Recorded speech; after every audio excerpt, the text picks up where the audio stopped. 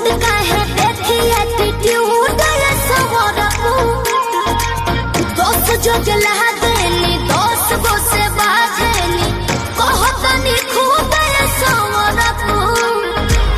लूट ली ही माचा कोनो दे दी ही साजा कोनो मोह दी ही मोहिया के खा जाई दहिया के छाली